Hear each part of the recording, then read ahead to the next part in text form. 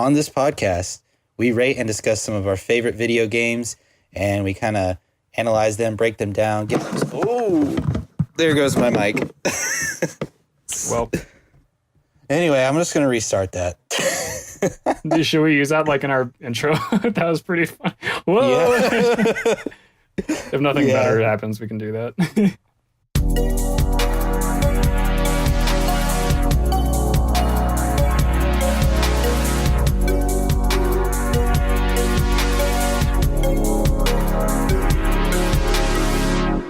Hello, and welcome to the Interstate Gamers Podcast. I'm your host, Kevin, a.k.a. KSlugs.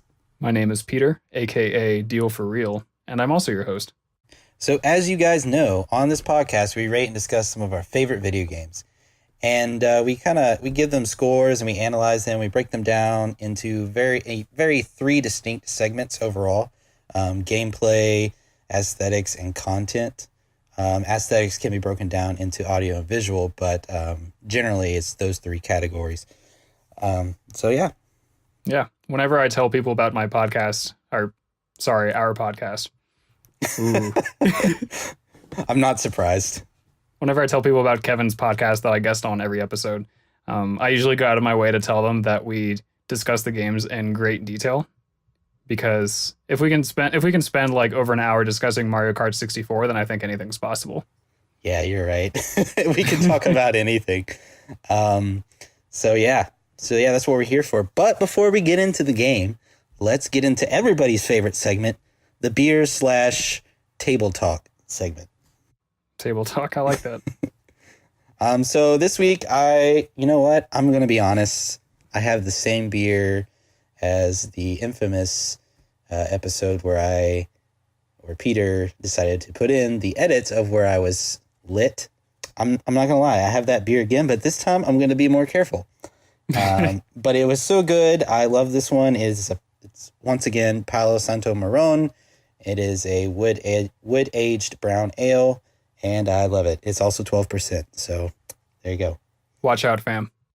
Yeah. What you got today? I've got myself another beer from the Great Divide Brewing Company. This is probably like the fourth or fifth I've had on the show. If you don't know, then now you know. But it is called the Samurai. It is a rice ale. It's a pretty light beer as far as like alcohol content and kind of overall like drinkability. It's pretty easy to drink. But it is a rice ale, so it's something interesting and not something that I drink very often just because there aren't too many of these around here, I don't think. But it's pretty good. It's definitely got a little rice flavor. I didn't like it the first time I had it, but now I do like it. So cool. Well, that sounds pretty delicious, my brother. Hell yeah. So what game we got today, man? What are we giving the folks today? Well, I'm a big fan of meat and potatoes in general. Right. And I got to say, this might be one of my favorite servings of meat and potatoes that we've had so far in the show. I'm talking about a game that is very, very important to me, and we'll get into that a little bit.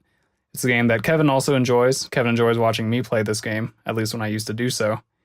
And this game spawned a legendary series, the likes of which we may never quite see again. And this game, drumroll please, is Tony Hawk's Pro Skater.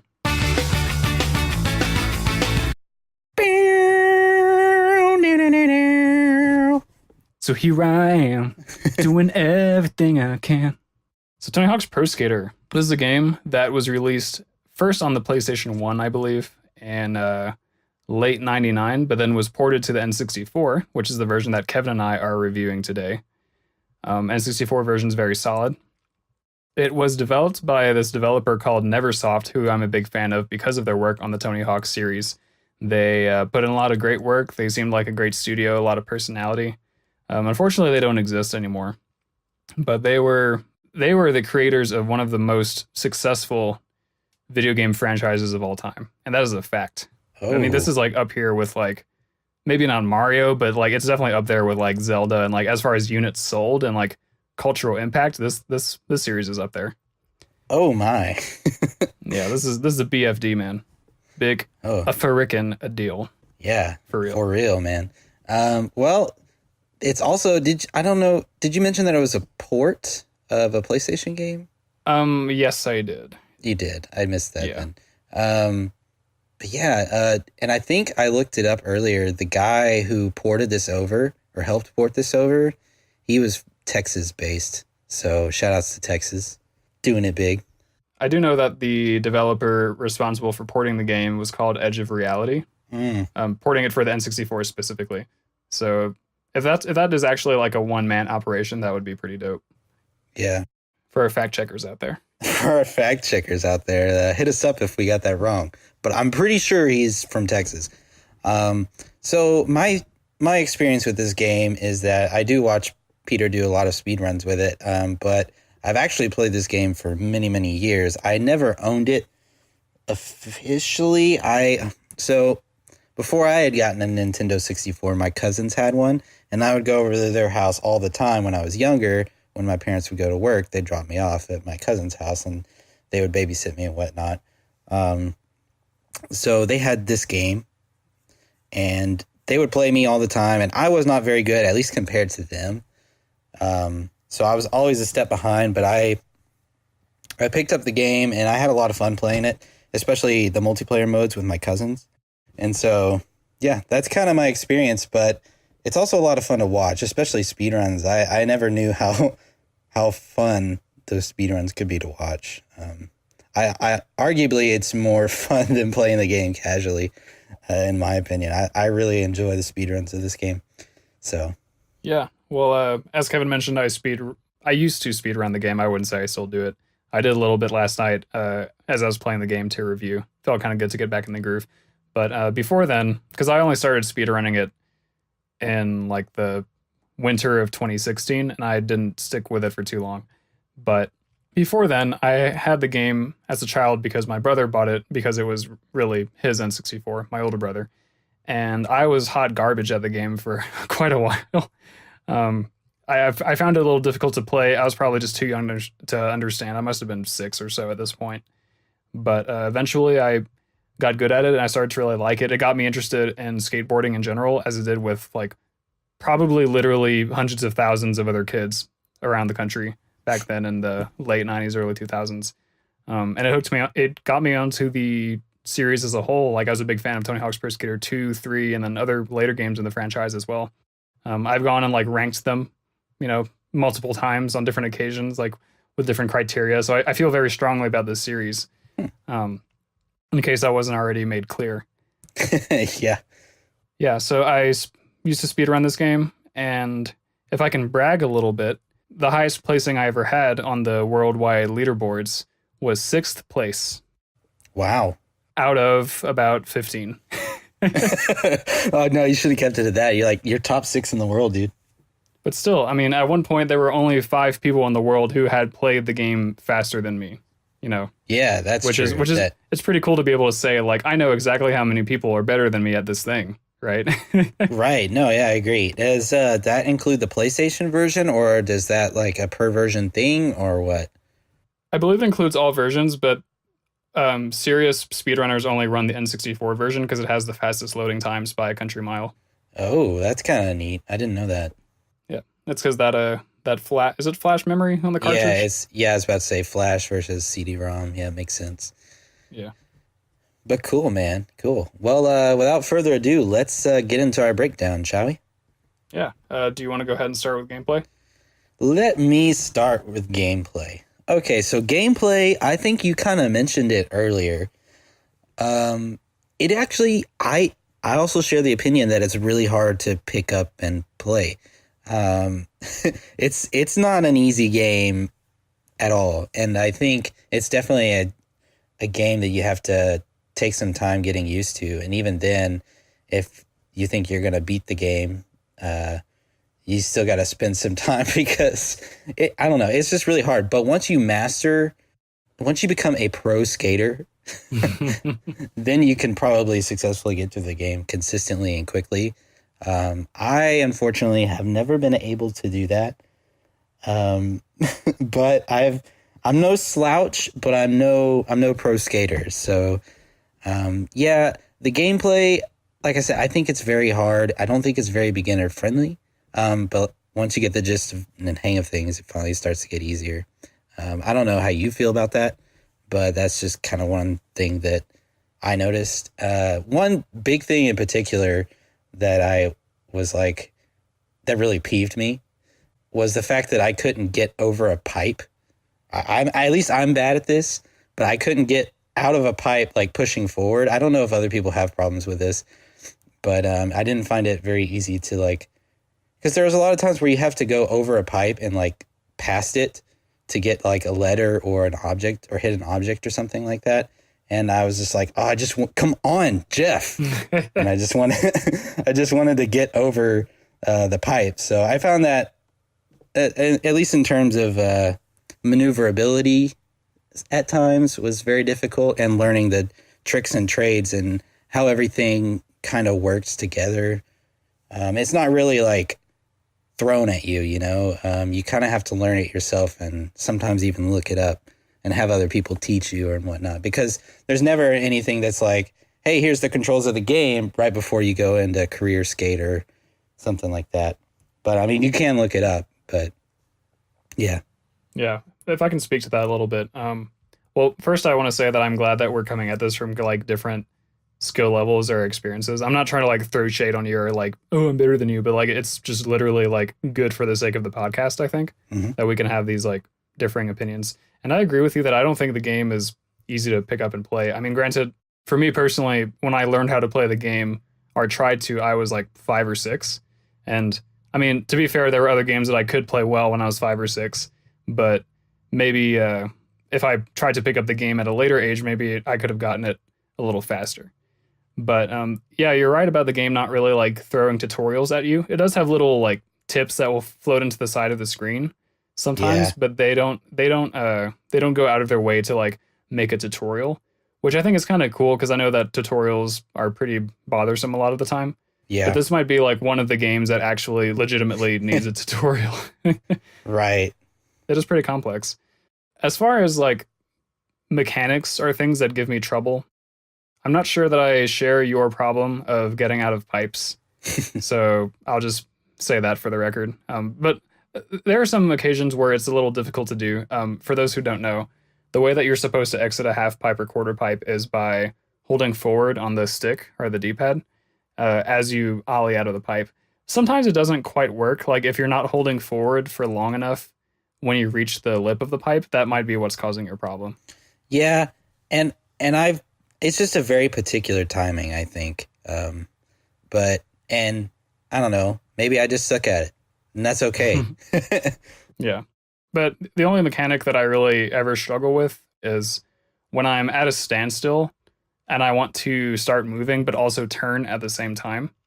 That can be really frustrating, because if you're at a standstill and like you're holding back on the stick or the D-pad, like if you're holding that to stay still and then you press forward and also try to turn at the same time, you'll kind of just pivot in place without actually going anywhere. So if you want to like get a turning start, so to speak, you have to go straight for like a little bit and then curve around, which isn't like a game breaking thing by any means, and it like barely affects my score for the game, but it's just one little problem that I notice in a game that I think is otherwise extremely like satisfying and fluid from a gameplay and mechanic perspective. Yeah, from a developer standpoint, all of that, thinking about all of this stuff, it must be hard, at least, especially back in those days, it must be hard to implement stuff like this. Like, I can only imagine what it took to make something with all of these controls. Yeah. I remember learning a little bit about the development process back when the game was still pretty new and they were kind of hyping it up. And they talked about how they like mo-capped professional skaters and then had to like, sync up the proper animations to the proper movements and physics and stuff. And it just sounded like a headache and a half, to be honest. Yeah. But it's something that they certainly perfected in later games. Like I feel like some of the later games have, I could say probably literally perfect mechanics. Some of the later games have, like, they are just so good. But Wow. What's impressive is that this game, I don't think is like as far away from that as you might expect. Like it's still really solid and like really fun and very responsive and very speedy. I like the sense of speed that the game has, but it's just laid such a solid foundation for future games to improve upon, and I think you have to respect that. Right. I do like the incorporation of the 5 tape system per level. I found that to be, I don't know, I thought that was really fun. You knew what you were looking for in each level, and it felt almost arcadic. Not to be confused with archaic, but I was about to say arcade-ic. It felt arcade-ish. Yeah. Arcadian. You mean you have your goal for each level, and you set out and you go and try to accomplish that goal, and you can either accomplish it quicker with more points, or those are basically the 2 options. But I will say, and this point was brought up by my good buddy Z-Link. I believe the timer could use a slight boost, maybe from like 2 minutes to 2 minutes and 30 seconds, or from 2 minutes to 3 minutes. But I think it's just a little too quick. That's just my personal opinion. And there's one that Z-Link kind of brought up to me, or Chris, as some might like to call him. But yeah, that's one. I'm curious what you think about the timer. Yeah, I'm glad that you mentioned it, because I hadn't actually thought about it at all. And I think that's just because you and I think of the game in like such different ways now. But I do remember being frustrated by it a lot, before I became really good. And actually, even now when I do speedrunning, like sometimes if you mess up a certain procedure in the level and like the timer starts getting close to running out, you're like, oh shit, like this thing just needs to be 30 seconds longer. Because it really can like kind of ruin your momentum or ruin your mood if you're someone who gets upset easily by failure. If like, I imagine most people don't love failing, but anyway, because when the timer runs out, if you've collected 4 of the 5 letters, or if you're 100 points away from your high score that you need, and you run out of time, then you got to do all that again, right? And it's pretty frustrating and probably pretty demoralizing. Like I remember getting frustrated by that all the time, Now, as far as whether I think the timer objectively needs more time or less time, I think it's pretty hard to say. But I could see them, it's something that they stuck with for the next several installments. Like it's a tradition. Really? It wasn't when this game was made because it was the first game, obviously, but it's something that they stuck with. However, I do think it would make sense for them to have like been a little more generous for the first ever Tony Hawk game. And then maybe if they felt that like people had gotten it by the later games, then maybe they could, shorten it or something. Yeah, I guess I only say this because when you're coming in from a fresh new perspective, your first run through a level is finding everything. And you can't, and one run through is not enough to find everything, honestly. But you're going to need several run throughs to find every location of all the skate letters or all the objects of that level. So, or the secret tape, even though they show you a little picture. That's just one thing I thought could be slightly buffed, for lack of a better term. But given more time, I think it would be easier or better not to have so many run-throughs where I was looking for something.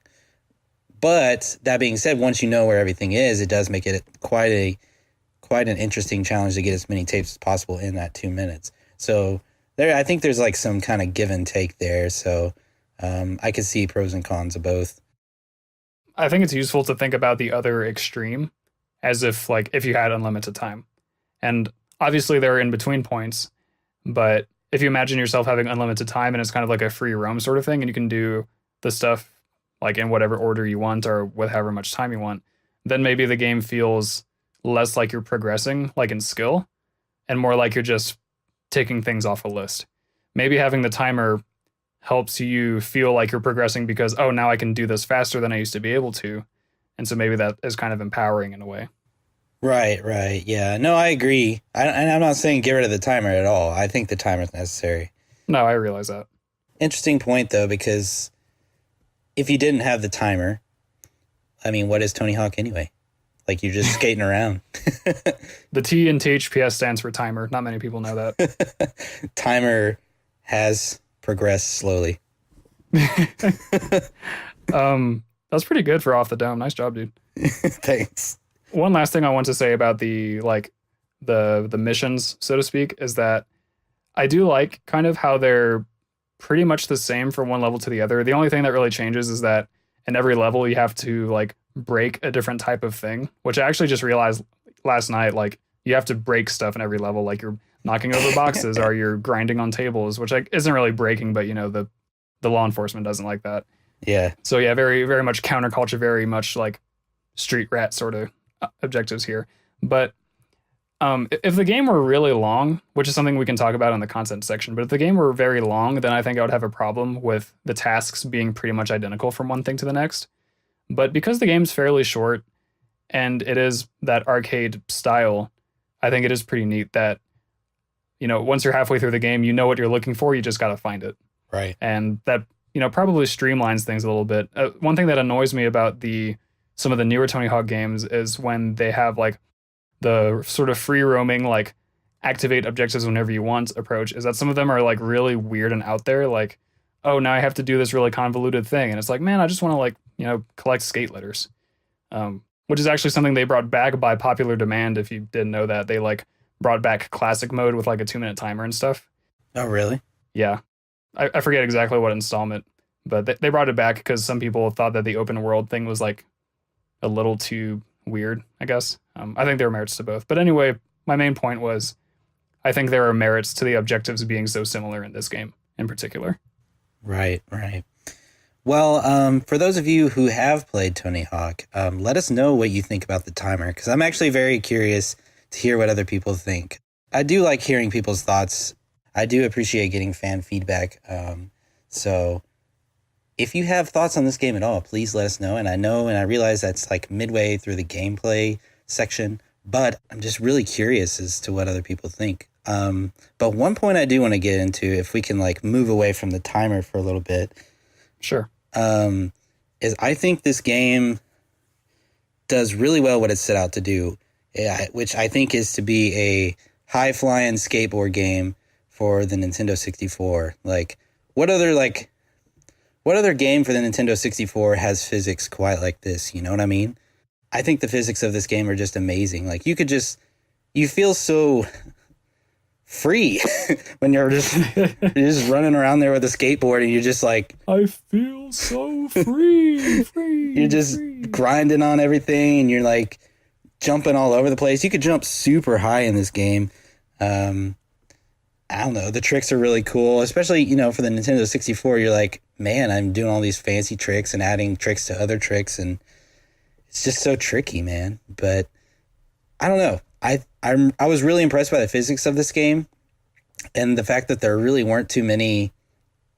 Well, I say there weren't too many in terms of the Nintendo 64. There weren't too many frame drops. It really felt really smooth, and it was really fun. It's really fun to just pick up and go. And I think it really excels at that. And I think it's like, if you want a high-flying, or fast-paced action game, I think this skateboard game is the way to go. Yeah. You know, you were talking about, like, you said, what other games have physics like this? And there's maybe one, possibly two other skateboarding games from this era that I can think of. One of them was called Skate and Destroy, which actually I've heard is a pretty good game. It's not, you know, it's not identical to THPS or anything. But the fact that I couldn't think of anything just goes to show like how dominant THPS was in the market, you know, because this game came out at a time when extreme sports were really taking off. And after Tony Hawk's Pro Skater, then you had stuff like Matt Hoffman's Pro BMX, Dave Mirra's BMX, Kelly Slater Pro Surfing. Like, it spawned an entire genre. Yeah. That's how iconic this particular game was, to the point where it eclipsed like everything else, which is pretty awesome. Yeah, I do remember back in those days, a lot of like around this time, especially after this game, a lot of like extreme sport games were coming out, and now you don't really see them too much. So I kind of miss them. Games are the sports now. That's the thing. Yeah, that's true. Ooh, meta. I will say that my brother, he didn't play this game much as a kid, but he's just now getting into skateboarding, and he was really in awe of this game, which I thought was really bizarre because it's just this blocky Nintendo 64 game. But it just goes to show you just how cool this game looks. Yeah, even some of the pro skaters who are in this game liked it and liked playing it when they came out. Like there are footage of some of the pros like playing it on their laptops or their PS2s or PS1s or whatever. It's like, oh, that's cool. Like, you know, it's not a realistic game. It's not like EA's Skate, which was supposed to be more realistic. It's just like, it's just fun. And it's supposed to capture the personality of skateboarding, I think, which is something I do want to talk about a little more later. Cool. But yeah, you know, it is very arcadey, and that's the draw, and it does that super well. Cool. Well, I think that about does it for my gameplay section. How about you? All right, I got a little bit more that I want to say if you do not mind. All right, fly on, brother. Fly on, Birdman. So this is a retrospective thing. Like, if I had this game in front of me and I was reviewing it in 2000, I wouldn't be able to talk about this. But the future Tony Hawk games added a bunch of new mechanics, like the ability to manual, which, if you're unfamiliar, it's like doing a wheelie on a skateboard, basically. Future games added the ability to do that, which allows you to link more tricks across more terrain than you could in this first game. You could do things called reverts, where you could transition out of a pipe into something on the flat land, so you could like extend your combos pretty much over any terrain that you could find in the game. It was really incredible.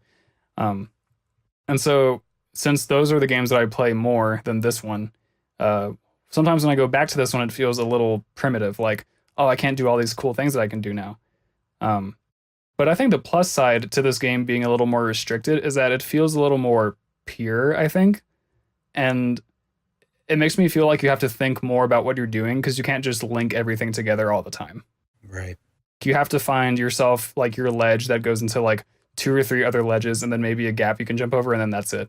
And you have to like execute that really well and then just skate normally to the next thing, which is itself a lot more realistic than what you can do in the new games. But I don't know how much of the newer Tony Hawk games you've played, so I don't know if you have your own like experience you can speak to on that, but that's just the way that I feel about the more restricted palette, I guess, in this game. Oh, man. This is probably the only Tony Hawk's Pro Skater I've played extensively. So, actually, no, I haven't played them too much. I know that I tried to pick one up like a long time afterwards. And I was just so like, this game is different. Yeah, so I don't really have too much experience with the sequels. Yeah, maybe I'll do like a solo IG episode where I just rate all the sequels, since it's something that I've done multiple times and could talk at length about. True. The one last little thing that I want to say is the bail animations, aka the wipeout animations. And I'm lumping it into gameplay because I'm talking more about like how they affect the gameplay rather than their own visual merit. But there is one bail animation that lasts a very long time. And in future games, you could mash buttons to speed up the process of your skater getting back on their feet. But in this game, like, you just have to deal with this really long bail animation that takes like 4 to 5 seconds, maybe. Yeah. Which doesn't sound like a lot, but when you're in the zone, when you're flying high with the Birdman, and you eat concrete and have to wait 5 seconds to get up, you just lose all your mojo. You know. Yeah. There are a couple different bail animations, so this one doesn't come up all the time, but I think it usually comes up if you're traveling like particularly fast, as a way of kind of like punishing you. Like, oh, if you go fast and you mess up, you got to pay the price, which is kind of cool, and I get it, but it's still a little like annoying. Right. That sounds like a speedrunner's perspective. It bothered me long before I started speedrunning, so. True. I guess the game is time-based, so 5 seconds can be pretty... There could be like something right in front of you. You crash and you're like 5 seconds to reach it. You're like, no. Yeah. I mean, that happens to me more often than you would realize still at this point. So, man, that's got to be the worst. Yeah. But that does it for me. Cool. Well, shall I go ahead and give my rating for gameplay? Go for it. All right, cool. I was a little more critical of the gameplay with this game, but I still think it's a pretty good score. I gave it an 80. Dude, this might be our most different rating ever. Did you give it 100? No, actually, and this is gonna surprise you even more, is I gave it a 95. What? Out of 100. Yeah, it's not even a 4.5, it's a 4.75, I guess. Oh my goodness. Yeah, gave it a 95. I am so shocked. This is actually pretty funny. So I wrote down 5 out of 5, of course. And then I thought about it and I was like, you know what? There is this one thing. Like, I can't say 5 out of 5 anymore because now that it's out of 100, that makes it sound literally perfect, and it's not literally perfect, so I'm just going to take off 5 points. That's what I did. I mean, that sounds pretty good to me. Yeah. I mean, I don't think the game has like necessarily aged super well, but I still think it's super fun, especially for the context when it, was released. And it has its problems, but I think that is just, I don't think it has that many problems, to be honest. And that's why I gave it a 95. I just think it's so much fun. Yeah. And I think one interesting thing that, or at least one interesting thing that I think about the game is that as your skill goes up, it seems the game gets more fun, which I think that's a very interesting perspective. Yeah, absolutely. That is the case. It might be more of the case with this game than many other games that I've played. I agree with that sentiment. I've never beaten it, so if that says anything. I've played it probably since I was a little kid, and the game's not even that long, especially when you know where everything is. And I know where most things are in each of the levels, and yeah. For the record, for the audience, my personal record is 100%ing the game in 8 minutes and 30 seconds. Beat that if you can. Drops mic. That. All right. Well, are you ready to move on to those aesthetics? Yeah, Yes. dude. I am super ready.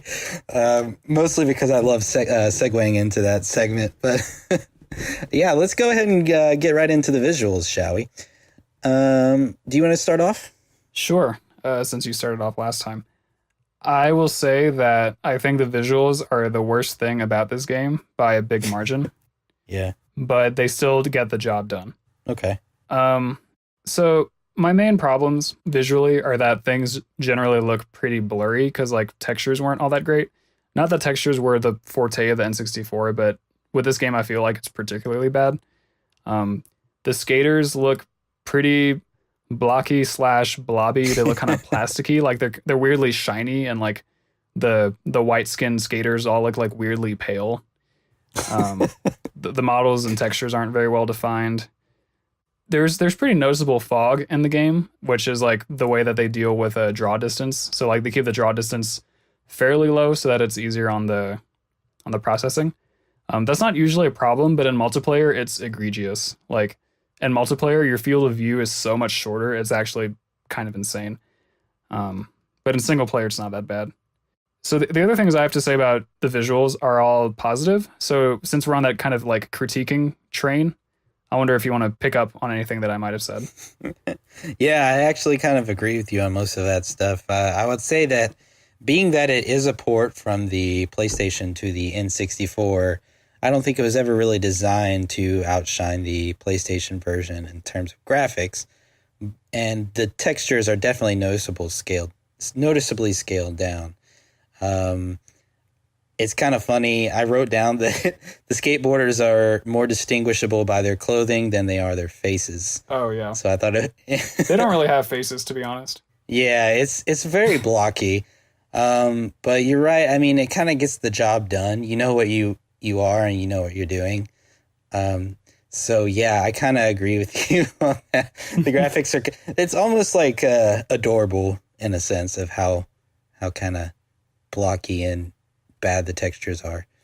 It's probably the most N64 looking game that I have on the N64, if that makes any sense. Yeah, I kind of agree with you on that.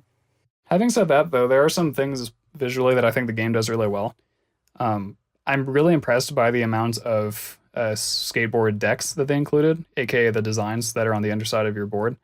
Each pro has a selection of maybe like 7 to 9 decks, maybe 6 to 8. I can't really remember exactly how many, but they're all like real decks that they used in their careers at that time, which is pretty awesome. You can change your deck, you can change your wheel type. It's a fun little bit of customization in a game that otherwise doesn't really have any.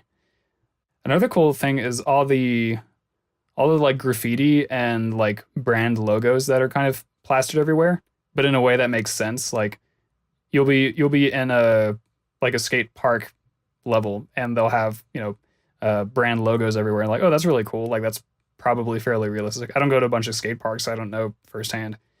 But between like the graffiti and the brand logos, like in cool places, it really adds a lot of like visual interest and personality, I think, that they didn't really have to do.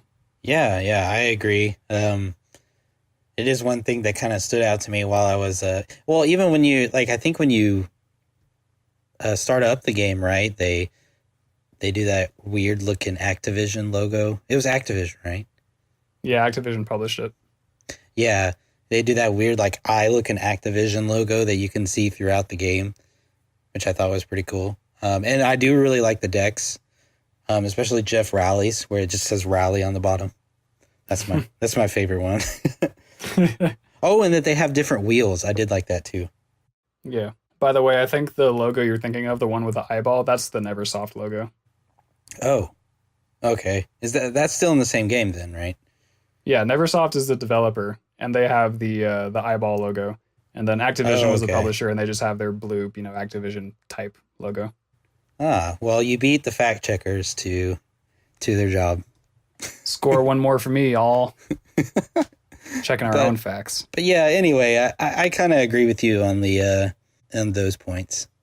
Oh, I forgot about one critique that I had, which is that the glass shattering effect, 9 times out of 10, it looks absolutely terrible. Like, there are some boxes that are apparently glass boxes, although they look like they should be made out of wood or like, some other tree-based material. And you run into them and then they shatter into glass, but the glass looks totally different from the texture on the box. And then the glass panes just like fall through the ground really slowly and like weird. Like, I mean, I get it wasn't a priority for them and I get that. It's just comical is all. It's like, this is an N64 game. Yep. Moving on. But nothing to see here, folks. One thing I thought the game did really well with was, and I kind of already mentioned this with gameplay, but I still think the tricks look really neat in terms of like the players. Like, I think that adds to the visuals a little bit because it's visually awe-inspiring. You're like, man, I wish I could do that.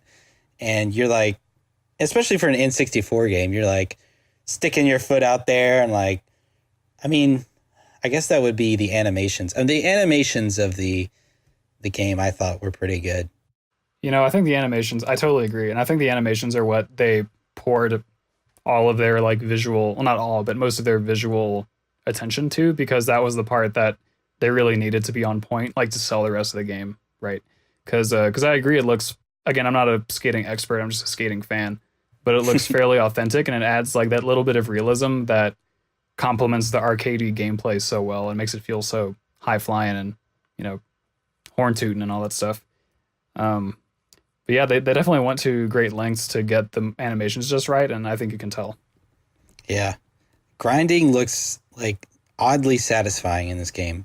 I don't know why. It's just super fun. So that's why I often like, back in the day, I would put on the unlimited balance cheat where you would like just grind all over the place and you just keep doing tricks on tricks on tricks. Yeah. So I don't know. I thought the tricks and the animations were super cool in this game. It's one of my favorite visual features of this game. So yeah. I'm actually pretty upset with myself that I forgot to write that down. Like I wasn't even thinking about the animations. I was just thinking about like the quality of everything. So I'm glad that you were able to pick up on my my omission. Your Slack, man. I'm picking up your THPS Slack. Yeah, here I am saying like, oh, I'm so good at this game, and I forget to talk about the animations. One little last thing that's a compliment for it is that when you're in career mode and you are about to start a level, it brings up the screen that shows you what your objectives are, and it has like little illustrations of the level and like little renderings of the objects that you're supposed to hit or like collect or whatever. And those actually look really good. I don't know. It's kind of similar to my comments about the Pokemon trainer portraits in Stadium. It's just like something that looks really cool and like almost illustrated in a cool way. Yeah. And it adds like a fun little splash of visual interest before you start the level. And it kind of makes up for the level itself looking kind of crappy. I kind of wish that they had put that somewhere where you can access it in the menus while you're in the middle of skating. Because you're like, what do I need to get again? I mean, I found myself often needing to do that. That's a good point, actually. Yeah. Like if I had gotten, for example, there's 2 like point-based tapes per level. Maybe I'd gotten the first pro skater point, or I don't know what the second tape is called. Do you know? Do you mean the high score and the pro score? Yeah, okay, yeah, that's what I mean. The pro score is the lower one. The high score is like the higher one that you need to get, obviously. No, other way around. Oh, right, really? Yeah, high score is lower and then pro score is higher. Ah, dang. I'm not doing good with the fact checkers today. But anyway, I never knew how much points I needed to get starting out. And that would have been really helpful to know in various instances. So I kind of wish that they had put that in another place within the menus, but not a big deal as the timer is like 2 minutes and your run's going to be over pretty soon anyway. Yeah. Well, I think that about does it for me for visuals. That's it for me. That's it for me. What's that from again? Emperor's New Groove? Yeah. Yeah. My I like girlfriend that quotes quote. it all the time. But yeah, so let's hear your rating, man. What did you give the visuals? Oof. Not the highest score I've ever given visuals. I gave it a 7-0. 7-0, a 70. 7T. I'm liking that you're adopting this new point system very well, man. You're really hitting its stride. Yeah, well, I know it's here. I gotta use it. I think Aaron Miller would be happy about that. Yeah, I think he would be too. I gave it an 80. All right. I was just really impressed with the tricks and stuff like that in the game. It might be a little high, but I'm okay with it. So, yeah. Well, you gave it an astonishingly low gameplay score, so this makes me feel a little bit better about your overall impression.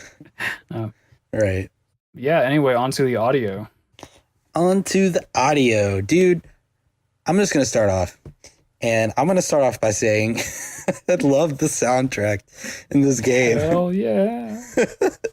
Especially for an N64 game where they incorporated, real songs and like songs from bands. Particularly, I mean, I remember this soundtrack throughout the years, and particularly I remembered Psycho Vision. Yep. And Psycho Vision would pop into my head at random points in my life while I'm in school or just driving around. I'd be like, Psycho Vision. And I would just be like, you know what? I really miss playing Tony Hawk's Pro Skater. And I would have these like flashbacks before I met you and you had started running this game. And so when you started running this game again, it really was just a neat blast from the past. But yeah, I love the soundtrack. That being said, it can get a little bit repetitive and start to wear on you after a while, after you've heard the same song over and over and over and over and over and over and over again. And especially if you're already frustrated with the game, if you're on the same level, which, my skill set with this game is not as high as Peter's, so he wouldn't be stuck on a level ever. But if you are stuck on a level and you're hearing Psycho Vision for like the 10th time, you're like, okay, I get it. Psycho Vision. But yeah, I do still love the soundtrack to this game.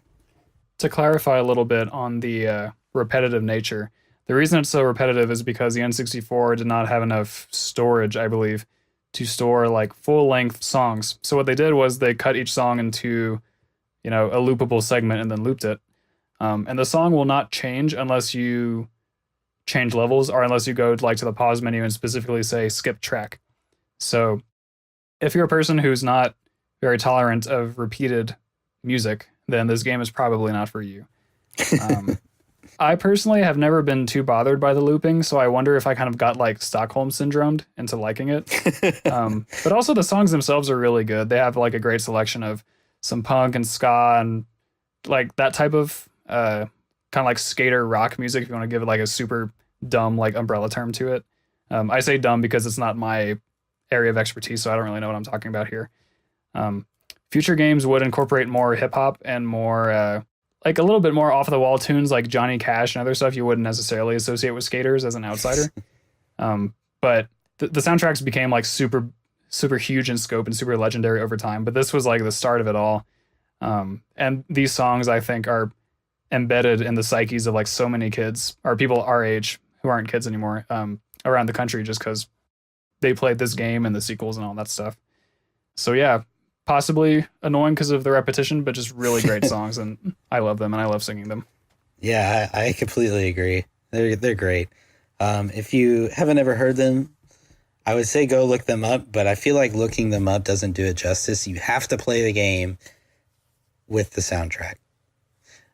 But going to a different point, one big thing I take into consideration with audio and games is kind of the sounds and little nuanced sounds and sound bites of the game, like maybe like falling down or like grinding on something or doing a trick or just rolling around with your skateboard.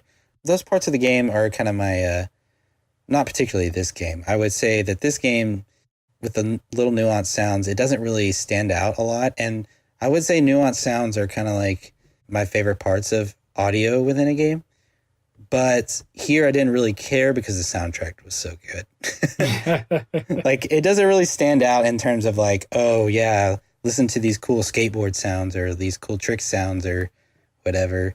Like, you know, when the taxi cab driver's driving by, he's just like, hey, get out of the road. I love that. I wrote that down because I wanted to mention it, so I'm glad that you did. Yeah. Dude, he could like lay you out and he doesn't care. And then he's like, get out of the street. Shit, dude, like, calm down. He's just furiously making the block like over and over again. But yeah, that's kind of literally all I have to say about the audio. Is sound, the nuanced sounds of the game aren't like outstanding, but the soundtrack is amazing.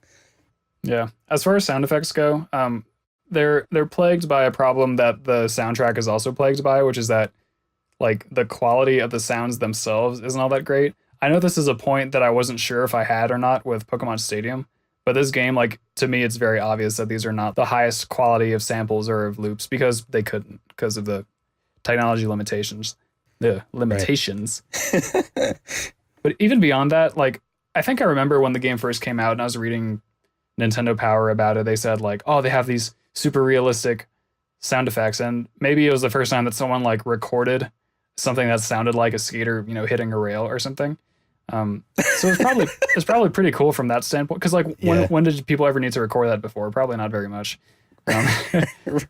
So from that standpoint, the sounds are kind of impressive. But like in the N64 version of the game, they're serviceable. You know, like they let you know what has happened, and that's about it. Like there's not a whole lot of like charm or like anything distinctive. It's just, you know, the sounds that's going on, which is fine. That's just what the game needs, I guess.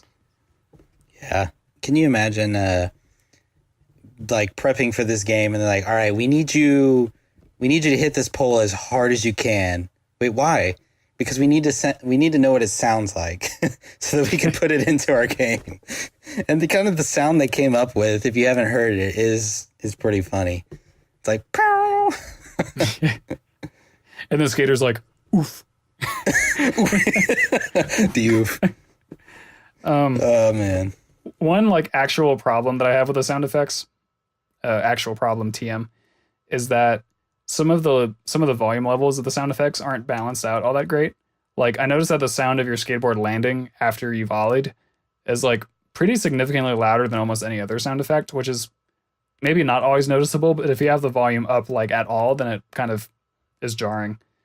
And there are other things that are like a little too loud or a little too quiet. So it sounds like they might have been a little bit lazy in that regard, which is not a big deal. Me being the audio person that I am is just something that I noticed and thought I should point out.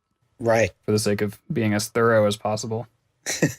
Right. Yeah, I would never notice those things. But I want to ask, since we're on that point, when you're in like the little pools, is the sound like louder in the pool as well for your skateboard, with just like plain skating through it? Is it louder? Like louder than the normal sound of it rolling across asphalt? Right, yeah. It seems to be louder because you can tell when you're on like a tiled surface. Oh yeah, and it goes like Yeah. Yeah. Yeah.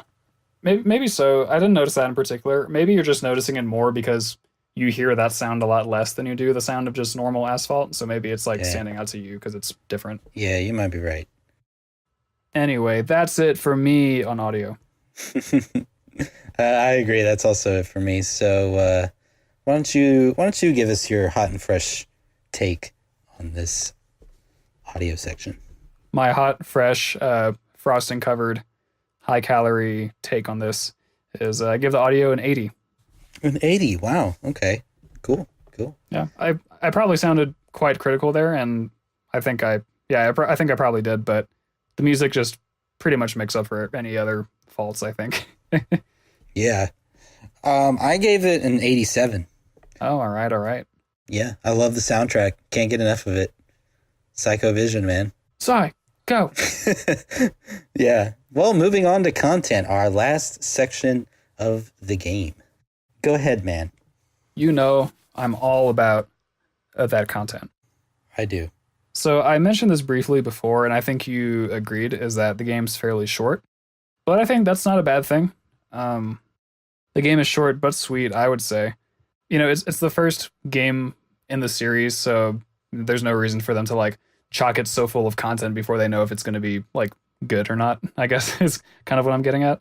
But also the gameplay is so strong, I think, and so satisfying that you don't need all that many like different levels or objectives to really just have a good time, because that's what the game is all about, I think, is just flying through the air, pulling your stunts, having a good time. Right. So my short and sweet impression is that the game is short and sweet. There are 9 levels. Kind of wish they were an even 10, but you know, whatever, I'll take what I can get. There's a pretty good variety across 9 levels, so I don't think that's really a concern. You've got your somewhat busy city streets with homicidal taxi drivers. You've got your traditional skate parks. You've got a shopping mall. Actually, that's a good point, is the downhill levels. They have the mall level, and then they have the kind of like canyon looking level that are point A to point B, rather than like a large map. And those are pretty cool as far as variety is concerned. Shitty for speedrunning. Fucking suck for speedrunning, but it's really fun for for anything else. Right. They really are, because you can't go back and get anything. Yeah. Well, yeah, no. To that point, I actually did write down short, simple, and sweet. And I also wrote that I loved it for that, because sometimes there is a beauty and a charm to being so simplistic and having a lot of replayability. And I think this game excels very well at that. If you want to pick it up, if you want to play it, if you want to like your quick skateboarder fix, this is the game for you. And sometimes we know you just need those kind of games that you can just kind of pick up and go. And this is a really great game for that. One thing we've kind of forgotten to touch on is there is one slightly different game, not really game mode, but like the competitions. Yeah, I thought about that, but I didn't say anything. Yeah, they kind of deviate from the norm in that for these particular levels or for the competitions, you don't necessarily have to, well, I mean, not necessarily. You're not getting tapes. You're trying to outdo all the other skaters and score higher than them based upon these judges' scores. And well, Peter can probably explain this a little bit better. Why don't you go ahead and explain how that works a little bit better? Yeah, I mean, I feel like you did a pretty decent job, but if we want to get like into the weeds with it, really all that you do is you compete in 1-minute runs called heats, and each competition is made of 3 heats. And after each heat, you get a score out of 100, which is averaged across 5 judges or 3 judges. The judges don't really matter. You just get an average at the end. Basically, that's all you need to worry about. Whatever skater has the highest average across other 3 heats at the end is the winner. And in these competition levels, you have to get 3rd place or better to progress. That's really the bottom line. Right. And I thought that adding that to the mix in career mode was really neat, and it kind of shifted the pace a little bit, and it kind of made it, I don't want to say more intense, but like you felt like everything that you had done up to that point of the competition was prepping you for that moment. Like you were like, all right, I'm ready. And then you set out to get the gold medal. Now, it wasn't necessarily hard to get the gold medal, but it was still a little bit of a challenge. And I think those were even shorter in terms of time. Yeah, you had only 1 minute to do those rather than the usual 2. Yeah, so yeah, I thought that was really cool. And generally, those levels, correct me if I'm wrong, were more friendly in terms of like giving you areas to do tricks in. And it wasn't so much about navigation, it was more about performing the tricks and giving you the space to do that. Yeah. Well, two of the three levels are set in skate parks, not like city blocks or warehouses or whatever. And one of them, at least, Burnside, Portland, is based off an actual skate park. I don't think that the first skate park level is based off anything. Uh, the Roswell competition level certainly is not based off anything to my knowledge. Like, Yeah. alien research facility. Also, by the way, I think they should have named that Area 51 and not Roswell because they're not the same thing. But anyway, Yeah, you're right. fun little alien fact. Ooh. Yeah, funnily enough, I actually didn't like the competitions very much when I was younger. I think because I thought the 1 minute timer was a little stringent, and also because I think I preferred like the sort of exploration aspect of the other levels. But nowadays, I appreciate them more for what they are, and I do like that they bring a change of pace into the game. Right, yeah. And I do think it was important to touch on like the kind of variety in the levels. I think that kind of speaks to the content a little bit. Yeah. So I'm really glad that you brought that point up because I do like the vast variety in those levels. One thing I'm not sure that we've talked about is that there is a free skate mode where you can skate around any level that you've unlocked without any goals or restrictions. We spent a lot of time talking about the timer and talking about the competitions and stuff, and I feel like I don't think we mentioned the free skate mode. So for people who don't know, you do have the option of just skating around and just having a grand old time, which I think is one of the more fun parts of the game, even is just chilling out, doing whatever you want, listening to Psycho Vision on repeat, doing your thing. Yeah. There is the multiplayer mode, which I don't really think we've talked about. I did mention how the levels get very foggy in multiplayer, which is actually a problem. But as far as the game modes themselves, you have the graffiti mode, which is pretty fun. You perform tricks on objects, and you do that to claim them as your own. But if the other person does a better trick or better combo on an object, then they get that one. So that's, kind of like a back and forth battle. There's a more standard trick attack mode, which is whoever has the highest score at the end of 2 minutes wins. Pretty straightforward. There's a classic game of horse, previously seen on the basketball court, but then they brought it into the skate park, and it's really fun, I would say. I would have a lot of fun on horse. Yeah, and you can make up your own words for what you think horse should be. Like neared. Neared. Yeah, I actually really enjoy the multiplayer mode. That's probably the most interaction I've ever had with the game. Me and my cousin, we played that a lot, and she and I went back and forth on like beating each other. But most of the time, she won. I'll blame it on that she knew the game. She owned the game, so she could play it more. But really, I'm just garbage. But I just had a lot of fun doing that. My cousin could always do like these insane tricks that I always wished I could do. I wonder if I'm better than him now, because I feel like I am, but I don't know for sure.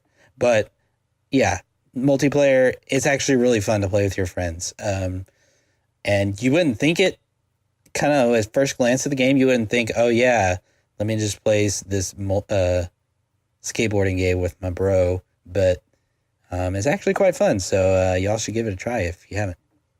Yeah, I would say that generally most things are more fun with a friend. Yeah, true. especially real life skateboarding. Real life skateboarding, I imagine, is probably like a million times more fun if you're with your fam doing some stunts.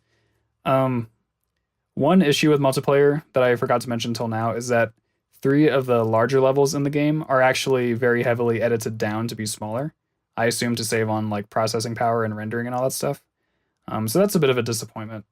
But you're probably not spending too much time in multiplayer unless you're like Kevin and his cousin, I guess. So maybe then, that might be an issue. I generally didn't play too many multiplayer games growing up, so for this episode and for all future ones, it's kind of a perspective I have.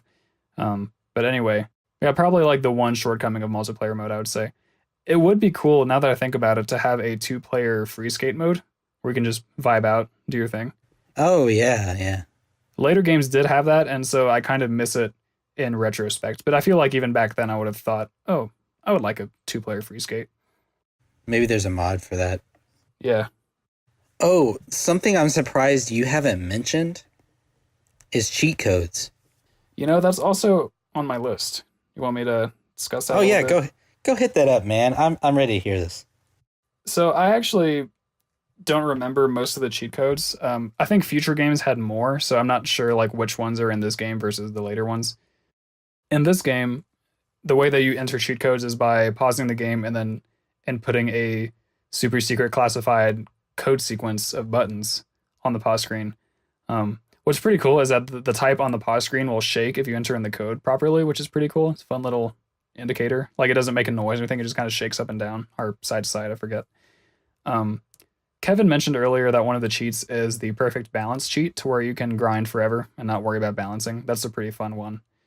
There are also cheats that increase your score. Like I think there's like a 10 point score multiplier. I'm pretty sure if I remember correctly. Haven't busted that one out in a hot minute though. Right. To be totally honest, I don't really remember any other ones. Well, I will say, I don't really remember much of them either. The one me and my cousin played with, and I really think is the better way to play this game, is the perfect balance one, like I had mentioned earlier. If you play through the game with that, it's just so much, it's so much fun. Imagine just like, because grinding makes you faster in the game. Yeah. So you can kind of just like go nuts. Like you could just go like extreme speed all over the place, and you can do like all these insane like different like grind to trick to grind to trick to grind, like all over the map, and it's just super fun to kind of pull those things off. But I had a lot of fun using that cheat code. So there was a period of time where I was actually dependent on that cheat, and I had to wean myself off it because I was like, you know what, I should actually play the game. No, I'm with you yeah, there. like it's pretty addicting. Yeah. A little random tidbit. I believe this is the only Tony Hawk game where your score from grinding is based on the distance you grind.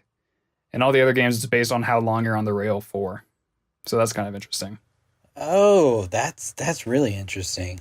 Yeah, so if you're grinding slow in this game, you're not going to get all that many points, which sucks because you still have to balance just as like hard, I guess, as you would at a higher speed. So kind of interesting. Cool. One thing that I'm surprised I haven't mentioned yet, but is on my list, is the roster of skaters in this game. Tony Hawk's the dude on the box and in the title and with all the money and all that stuff and the 900. Dude, he's like 50 almost by this point. Oh my gosh. That's crazy.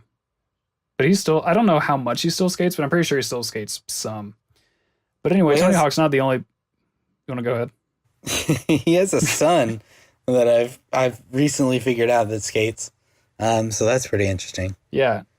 His sons were actually secret characters in Tony Hawk Pro Skater 3 before they were even like old enough to be good skaters. Like they just threw them in there. It's fun. Yeah, but he's not the only person in this game. We got our fan favorite Jeff Rowley from the UK. We've got a total of 10 skaters, plus a secret skater named Officer Dick, who is supposed to be a bit of a dick, I think. That's probably the joke. Skaters, cops. Conflict is old as time itself. But anyway, you can unlock Officer Dick after you collect all the tapes with one skater. And he's a pretty cool character. He's like in his getup and he has like fun little police officer themed moves, which paint them in a very poor light. But again, it's a skater versus cop sort of thing. There is a super secret skater that will replace Officer Dick if you enter in a certain code somewhere. That skater is named Private Carrera, and they're supposed to be sort of like a sexy army brat stereotype, where they've got like a short like military skirt on or something, and like kind of like revealing clothing, and she has like vaguely sexual special moves. But that's Private Carrera for you. She's in there. I don't think the game ever tells you how to get her. It's just something you had to like learn in the magazine or like have your buddy tell you like, oh dude, you can get this like super hot girl and Tony Hawk's like, something like that. Between all the skaters, there's a pretty good variety of special tricks that they all have, and a good variety of like stat differences. They fit into usually like one of two archetypes, but they feel pretty distinct, I would say, and it's pretty fun to like switch between them. Right. I can't speak for personal experience on those, but didn't you, I don't know, maybe I was just dreaming, but didn't you reach out to Jeff Rowley himself? I'm not sure. I might have actually dreamed this myself because I think it's just too good to be true. So Jeff Rowley is my preferred skater for speedrunning, and he's most speedrunners' preferred skater because of a couple reasons. Mainly, his special moves are very convenient for a speedrun in ways that I don't really feel like elaborating on right now. But anyway, Jeff Rowley, he's the dude for speedrunning. So I found him on Instagram a couple years ago, and I messaged him saying, hey, you probably don't know this, but among the community of speedrunners of Tony Hawk's Pro Skater 1, I then also explained to him what speedrunning is because I figured he probably didn't know. You are the preferred character for speedrunning the game. And he said, awesome, dude. Speed is the need. That was his response. It was so awesome. It was so sick. I love it. It was I freaking love it, dude. Yeah. Probably the most famous person I've ever interacted with, to be honest. It's Jeff Rowley. Really? Yeah. That's pretty cool. I talked to a fairly famous music producer once, but I feel like Jeff Rowley probably has reached more hearts and minds by virtue of being in these games, because he was in a bunch of them. But yeah, he seems like a cool dude. So go follow Jeff Rowley on Instagram. Tell him I sent you. Yeah, that's pretty awesome. I think that's a really cool story. So I just randomly remembered that when you said Jeff Rowley, and I was like, oh man, Peter needs to share this story.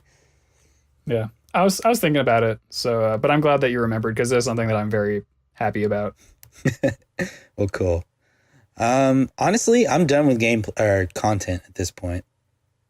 My last tidbit is that, and this is another like retrospective thing, is that the future Tony Hawk games had really amazing customization modes to where you could create your own skaters and your own parks. And the park editor is something that I've spent an ungodly number of hours in in later games. And like I've made some very elaborate creations there. So I did miss that the times that I would come back to play this game. But I'm not really counting it against the game because it's the first in the series. And, you know, they didn't know that maybe they couldn't even do it. Like maybe it just didn't occur to them. But it is something that they implemented into future games, and they did that really, really well.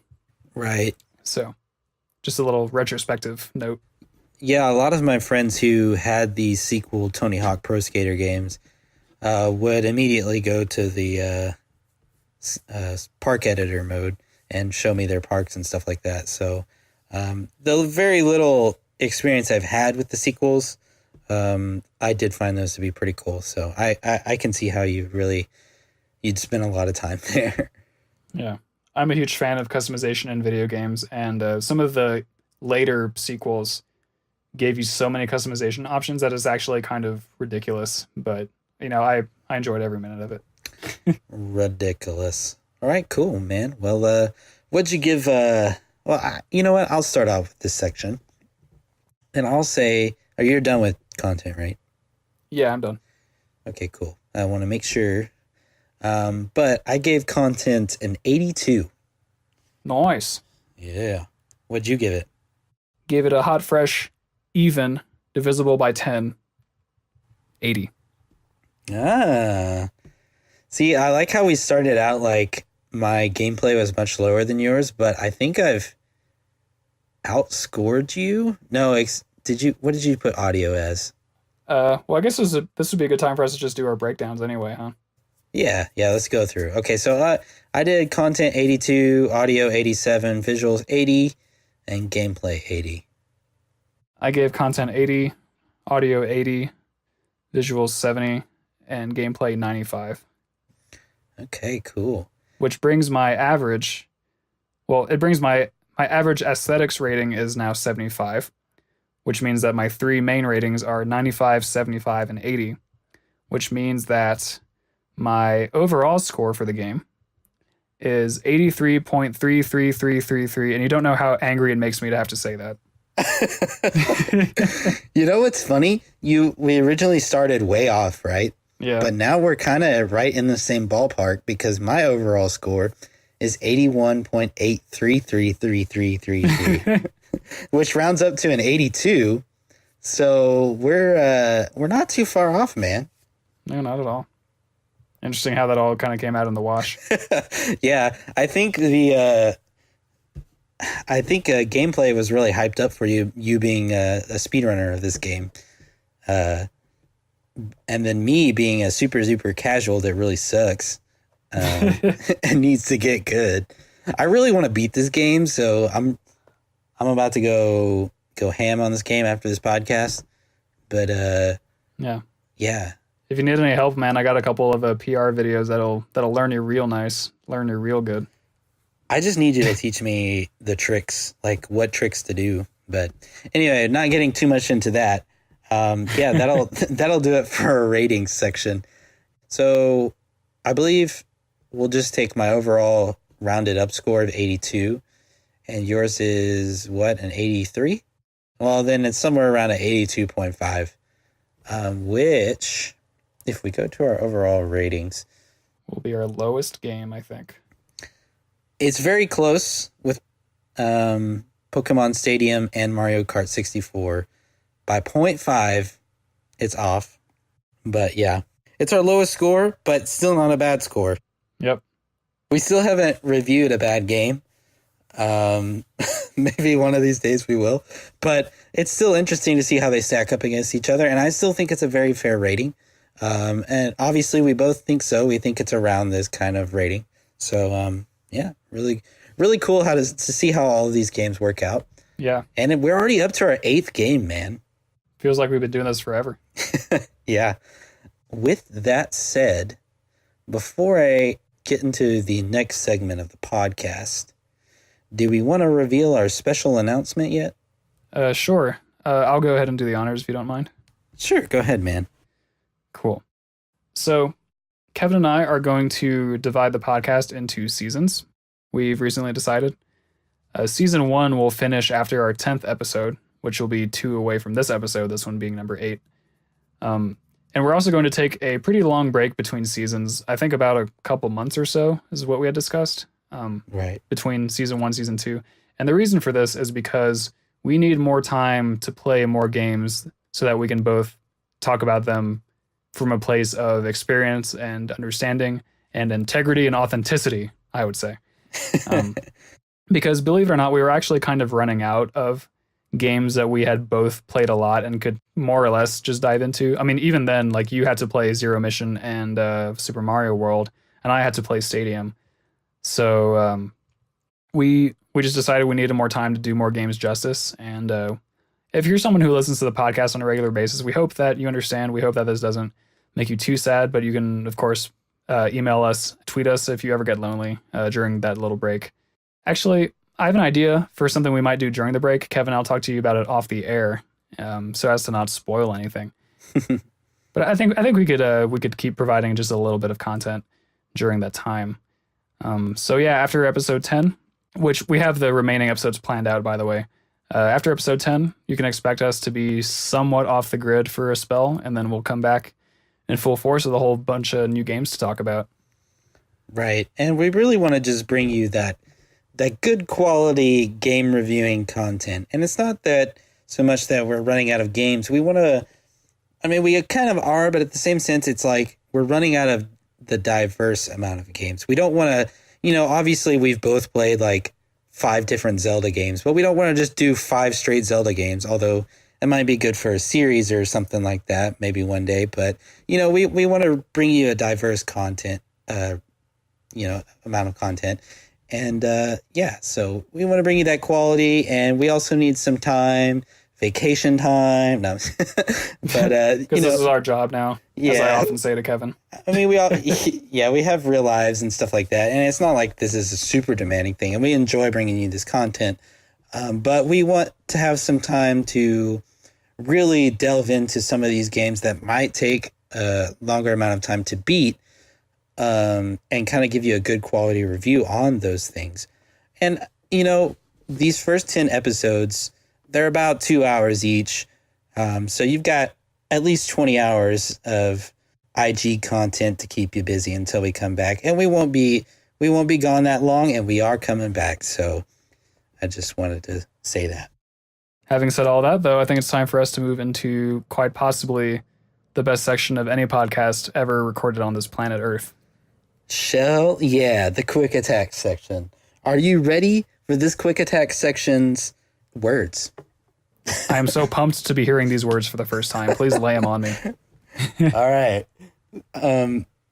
Before I get into that, quick attack section is, if you don't know by now, or if you've somehow skipped our previous episodes and just landed on this one, go check out our previous episodes. And if you don't want to do that, well, the quick attack section is basically where I hit our boy Peter up with some various gaming news of today. I really said that. I botched that sentence completely. But I hit him with some gaming news that's pretty recent, relatively recent. And he tells me whether he's buying or selling, but I switched the words up, and that's pretty much it. So this week's words are dreamin' or memein'. Whoa. These are good words. I know. I was like, oh, this is gold. But yeah, without further ado, let's hit it up. A new legendary Pokemon was officially released on April 9th named Zeraora Aura, which is not really news to many. It was kind of leaked, and a lot of people already knew about it, but it is an electric Pokemon that resembles a cat with yellow and black fur, and I'm sure you've seen it, but it looks pretty cool to me. But are you dreaming or are you memeing this Pokemon? I would say that I'm dreaming. Yeah, that's the right one. I would say I'm dreaming. Looks pretty cool. I did some minor research into it after you linked it in our group chat with Zling093. I think I read that in the Pokemon lore, it is unable to produce its own electricity, but is able to like channel or amplify existing electricity that it comes into contact with, which is pretty unique among electric type Pokemon because I feel like they can generally make their own shit, but this one's like, nah, fam, gonna pass you this good stuff. Yeah, give you that current. That's interesting because I didn't know that, and so I'm kind of wondering, like, if you just cut off the existing electricity in the area, is it ineffective? Maybe so. Maybe it's God forbid, maybe it's a legendary Pokemon with a weakness. Yeah, God forbid. All right. It's just a regular person like you and me just doing its thing. Yeah. Detective Pikachu. Well, moving on to our next point. Multiplayer mode will be coming to Stardew Valley in about a month or so. Are you memeing or are you dreaming? I'm super duper dreaming on this. This sounds amazing. And I've been looking forward to it for a while, and I know that other people have too. Curious to see how they implement it, though. Do you have any idea how they're going to do that? I believe there'll be a lot of involvement with help. Like, other people will be able to help you out with your farm. So I'm really glad to hear that. I'm really, like, it just seemed like from the get-go, it was a game that could work really well as multiplayer. And I was quite surprised to learn that it wasn't multiplayer, and I'm really excited for it. So maybe if you get a Switch, you can get Stardew Valley, and we can just, like, farm it up, bro. Farm it up. I mean, it's probably just like living with the spouse, you know, having someone to help you and support you. You know, you and I could be married farmers. Hanging out. We could be. I don't think Katie would mind that. Yeah, not at all. Cool. Well, moving on to our next fact, and you're gonna hate me for this, but oh Lord, Fortnite. Now hear me out. Fortnite is pretty big in today's gaming news, and it's kind of really hard to get around Fortnite. So I'm really sorry, but we have to do some Fortnite news, and it's kind of cool. So at least I gave you that. So it is rumored that that in Fortnite, you know, there's a big multiplayer map, and you know it's the same every time. Well, there's a comet up in the sky people have noticed, and it's starting getting closer and closer. It is rumored that that comet is going to destroy a very popular location known as Twisted Towers. I think that's what it's called. Oof, I might have forgotten the name. Fact checkers. I'm sure I'm going to get called out for that one. Tilted Towers. That's what it's called. Sorry. Tilted Towers. And it's rumored that it's going to destroy that entire town. Are you dreaming or are you memeing? Can I ask a clarification question? Sure. Are the tilting towers, are they a place where people like camp? Like, are they like too good of a location? It's typically... Is this them patching the game with a comet? Because that's actually literally what I thought. I think it kind of is. Tilted Towers is known as a place where there's a bunch of towers. There's a bunch of city towers within like this one confined area. Everybody, like half the people on the map, which is 50 because there's 100 per map. They go to the Tilted Towers and they battle it out, and only a select few make it out, right? It's just a place where a lot of people just go and they just battle it out. It's always highly congested traffic. So, yeah, they're going to destroy that area. It's rumored. Honestly, that sounds pretty dope. I would say I'm dreaming, knowing. Well, until now, I didn't know that Fortnite only had one map. I also didn't know that you could have 50 people per team, is what it sounds like. So that's pretty cool by itself. But I feel like what I thought when you first mentioned this piece of news is that I thought that they were patching, like nerfing this location basically by getting rid of it. But in a cool way that wasn't just them like pushing a random update, you know. Right. It sounds like this is a rumor still, so we don't know if this is actually what's going to happen. And if that were to happen, we don't know if that's the intent or not. But if that is not the intent, then you're welcome, because I just gave you a great new idea. Right. Yeah. No, it's been strongly rumored, and I want to clarify, it's not like 50 per team, but like there's 100 players per map. You get what I'm saying? Oh, so you can be divided up into different ways. Right. And the typical way is either you can do solos, duos, or squads, which squads is a team of 4. But usually, or generally, everybody goes to Tilted Towers. And Tilted Towers is strongly rumored to be destroyed with a comet. So, cool. Cool.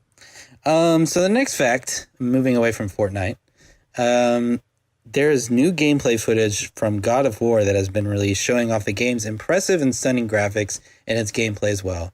I don't know if you've ever played God of War, if you've ever seen God of War, but it's a very popular game, and it's a highly anticipated series. People really like it for its high-paced action and graphics. Are you dreaming or are you memeing this? I'm going to be a real jerk for no reason and say that I'm memeing. But no, actually, I've touched God of War basically because my former roommate had it, and I saw him playing it for like a couple of hours. I was kind of hanging out with him, watching him play the game, and I got my hands on the controller and played a little bit too.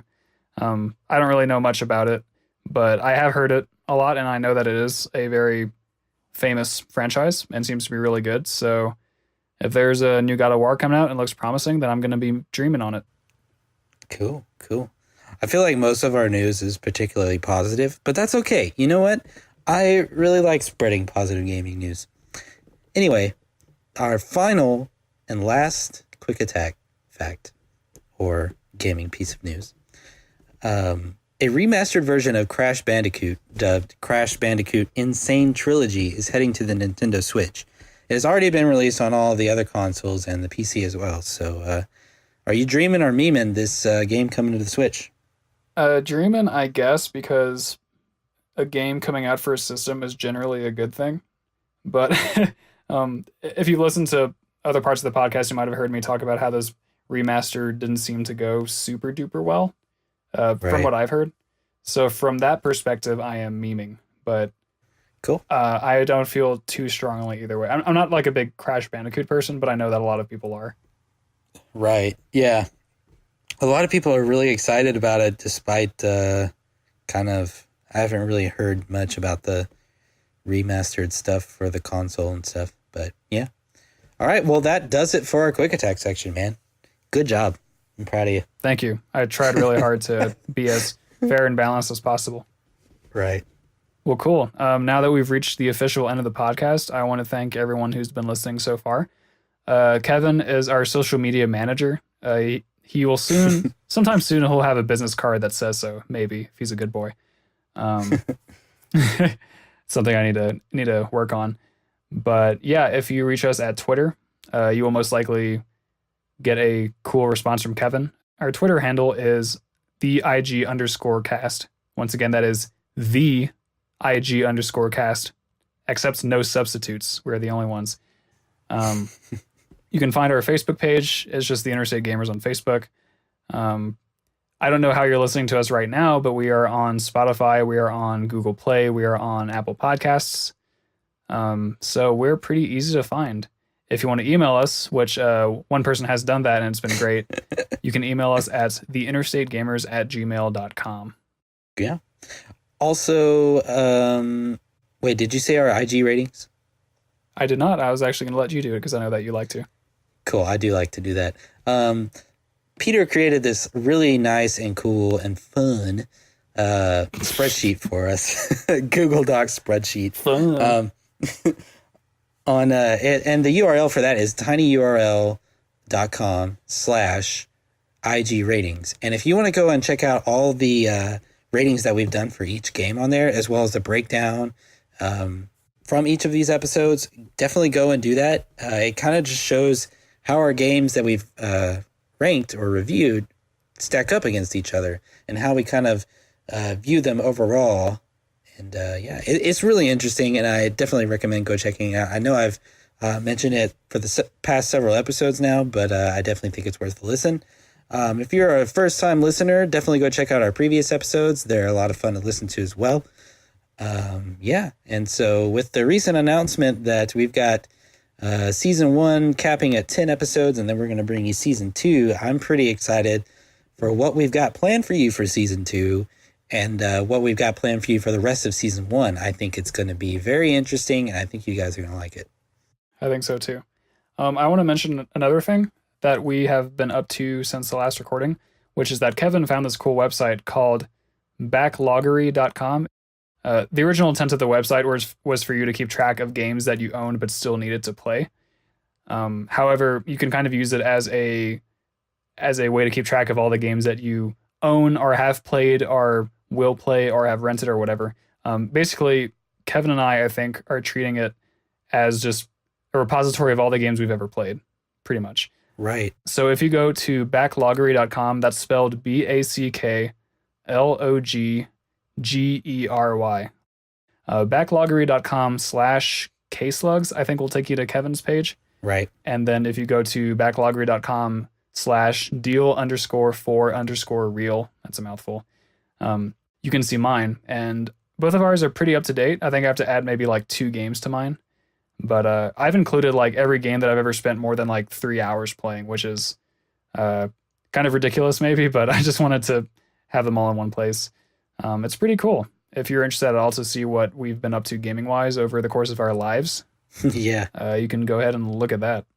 Yeah, I agree. I think that's definitely... When I discovered that, I was like, oh man, this is super cool, and I think we need to fill one out, and it would be cool if we could mention it on the podcast. And what do you know? Peter's ahead of the game once again. I got you, dog. I know you. Cool. Baby, I know you. Last plugs from me before I'm done. Our good buddy ZLink093, aka Chris. I think we mentioned this last time, but he's been streaming pretty frequently on twitch.tv. He's often accompanied by our co-host KSlugs, aka Kevin. So if you go to twitch.tv/ZLink093, you can watch him play Pokemon. You can watch him play Donkey Kong 64 with Kevin. After that game's done, I'm sure they'll be moving on to some other stuff too.